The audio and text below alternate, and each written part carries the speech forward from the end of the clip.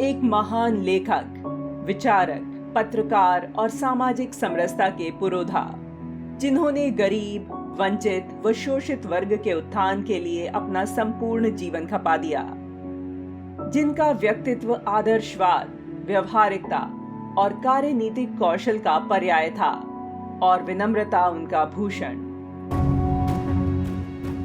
वह युग पुरुष कोई और नहीं, राष्ट्रीय स्वयंसेवक संघ के तृतीय सरसंघचालक मधुकर दत्तात्रेय देवरस जी थे, जिन्हें हम बाला साहेब देवरस के नाम से भी जानते हैं। बाला साहेब स्वयंसेवकों के उस पहले समूह में से एक थे, जिन्होंने डॉक्टर हेडगेवार द्वारा नागपुर के मोहितो बाड़ा में शुरू की गई राष्ट्रीय स्वयंसेवक संघ की पहली शाखा में भाग लिया था। बाला साहब जी का प्रशिक्षण और किसी ने नहीं, बल्कि राष्ट्रीय स्वयंसेवक संघ के संस्थापक ने स्वयं अपने हाथों से किया था, और शायद यही उन कारणों में से एक था कि लाखों स्वयंसेवकों को, जिन्होंने डॉक्टर हेडगेवार को कभी नहीं देखा था, उन्हें बाला साहब में राष्ट्रीय स्वयंसेवक संघ संस्थापक की छवि नजर आती थी। श्री गुरुजी के स्वर्गवास के बाद संघ के नेतृत्व का दायित्व तृतीय सरसंघचालक के नाते श्री बाला साहब देवरस के हाथों में आ गया। बाला साहब को विरासत में एक ऐसा संगठन मिला था जो अतीत की अनिश्चितताओं और वैर भाव पर विजय हासिल कर चुका था।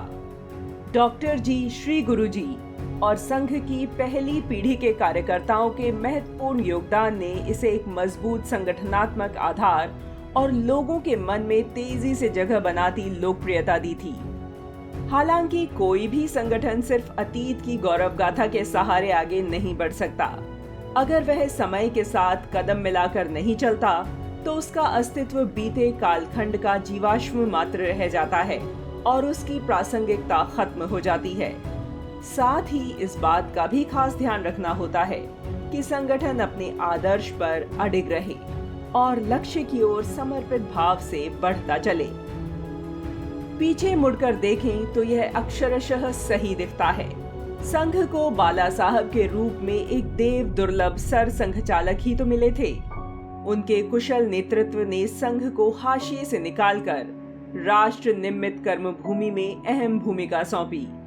सेवा और समरसता रूपी दो आयामों के जरिए उन्होंने संघ को जो सामाजिक बल दिया था, वह निस्संदेह संघ के दर्शन की तर्क संगत अभिव्यक्ति थी। वे एक दृढ़ प्रतिज्ञ व्यक्ति और प्रबुद्ध सुधारवादी के साथ साथ एक अच्छे लेखक और पत्रकार भी थे। जब एक षड्यंत्र के तहत राष्ट्रीय स्वयंसेवक संघ पर प्रतिबंध लगा दिया गया था और हजारों की संख्या में स्वयंसेवकों को गिरफ्तार कर लिया गया, तब कुछ लोग ऐसे भी थे जो संघ की नकारात्मक छवि बनाने में लगे हुए थे। तब बाला साहब जी को राष्ट्रनिष्ठ पत्रकारिता की कमी खल रही थी। जब संघ पर लगा प्रतिबंध 1948 में हटा लिया गया, तब उन्होंने नागपुर के श्री नरकेसरी मंडल से मराठी समाचार तरुण भारत खरीदने में एक महत्वपूर्ण भूमिका निभाई।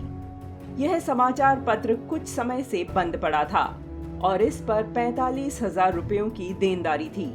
बाला साहब ने यह पैसा बड़े प्रयत्नों से एकत्र किया और एक नया प्लेटफॉर्म नरकेसरी प्रकाशन संस्था के नाम से खड़ा किया। इसने इस समाचार पत्र को खरीद लिया।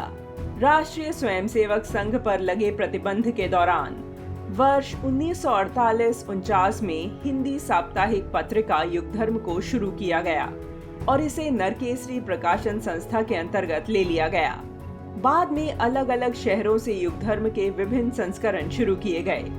विशेष रूप से जब तरुण भारत पेपर खरीदा गया, तो यह बाला साहब जी की परीक्षा ही थी। उनके ही ऊपर भरोसा रखकर संघ के लोगों ने तय किया था कि पेपर खरीदेंगे, क्योंकि पेपर के संपादक और प्रबंध के जो लोग थे, वे सब अलग विचारधारा से थे और उनके संघ के प्रति नकारात्मक विचार थे। लेकिन बाला साहब जी ने अधिकरण करने के बाद भी संपादकीय और मैनेजमेंट टीम में कोई बदलाव नहीं किया।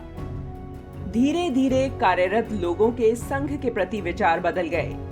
यह बाला साहब की दूरदृष्टि ही थी कि उन्होंने युगधर्म के विभिन्न संस्करणों के बारे में उस समय सोचा जब भारत में अन्य किसी भी व्यावसायिक समाचार समूह ने इसके बारे में सोचा न था और पत्र पत्रिकाओं के माध्यम से पत्रकारिता के क्षेत्र में नया आयाम जोड़ा। उन्होंने बताया कि राष्ट्रहित ही राष्ट्र धर्म है और यही पत्रकारिता का प्रथम कर्तव्य भी है। आज भी अनेक पत्रकार अपने राष्ट्र धर्म का पालन करते हुए मां भारती की सेवा में समर्पित हैं।